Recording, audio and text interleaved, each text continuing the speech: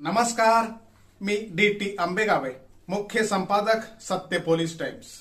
सामान्य जनतेचा आवाज बुलंद करण्यासाठी सत्य पोलीस टाइम्स या चॅनेलला आत्ताच सबस्क्राईब करा. आज तर एका चॅनलवर मी बातमी बघितली की पवार साहेबांच्या सभेला जाऊ नका असं लोकांना चाललंय. मला त्यांना सांगायचंय, हा इंदापूर तालुका आहे. इथे पवार साहेबांच्यावर प्रेम करणारे लोक इतके आहेत, ते तुमच्या फोनला घाबरणार नाहीत, तुमच्या धमकीला घाबरणार नाहीत. आता तुम्ही तुमचं बघा, कारण का कार्यक्रम इथे होणार नाहीये. करेक्ट कार्यक्रम तुमचा विधानसभेत होईल, याची चिंता तुम्ही करा.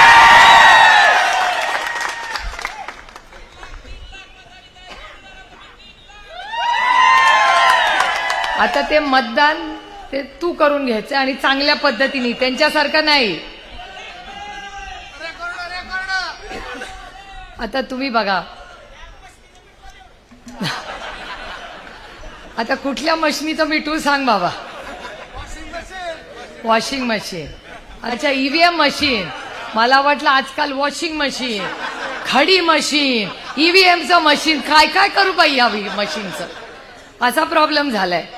पण आज तुम्ही बघताय, कुठे गेला आपला तो, इथे बसलाय बघा, हा राहुल का इथे आलाय, त्याच्या बघा गळ्यात कांदा आणि दूध आहे. तो का लढतोय, हा आपल्यापैकीच राहुल एका शेतकऱ्याच्या कष्ट करण्याचा सुपुत्र आहे.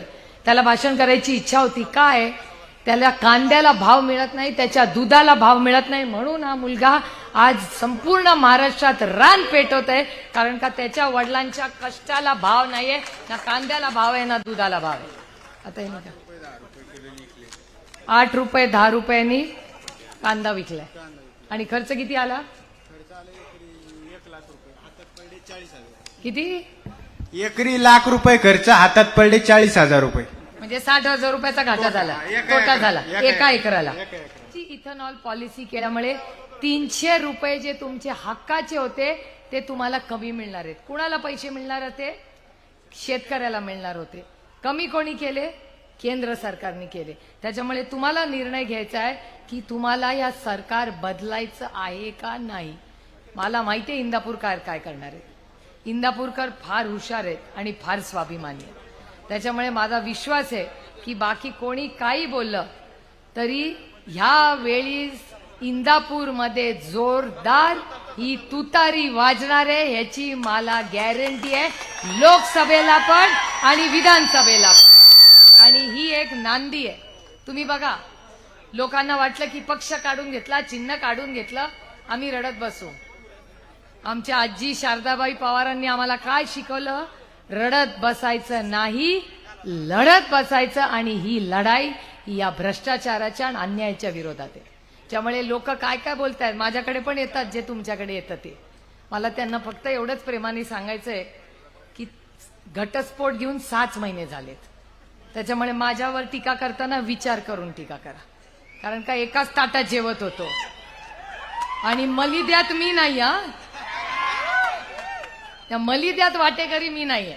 त्याच्यामुळे मी माझ्यावर आरोप करणाऱ्यांना चेतावणी देते, विनंती करते की कुणालाही माझ्यावर जो आरोप करायचा आहे, मी इंदापूरच्या चौकात येते. तुम्ही या तुमच्या सोयीनी, तुम्ही म्हणाल त्या विषयावर चर्चा करू, तुम्ही म्हणाल त्याच्यावर करू. पण विकास झाला का, हो झाला. तो कोणी केला, तर तो महाविकास आघाडीने केला. मंत्रिपद कोणी दिलं, ते काँग्रेस आणि महाविकास आघाडीने केलं. आभार कुणाचे मानायचे, उद्धव ठाकरे, शरद पवार आणि काँग्रेस पक्षाचे आभार माना. कारण का जो विकास हा इंदापूरमध्ये झालाय तो काँग्रेसच्या विचारांनीच केलेला आहे. हे सत्य कोणी बदलू शकणार नाही. मला सांगा, वीज कोणी आणली इंदापूरमध्ये, काँग्रेसच्या विचारांनी आणली. शाळा कोणी आणल्या, काँग्रेस विचारांनी आणल्या. कॉलेज कोणी आणली, काँग्रेसनी आणली.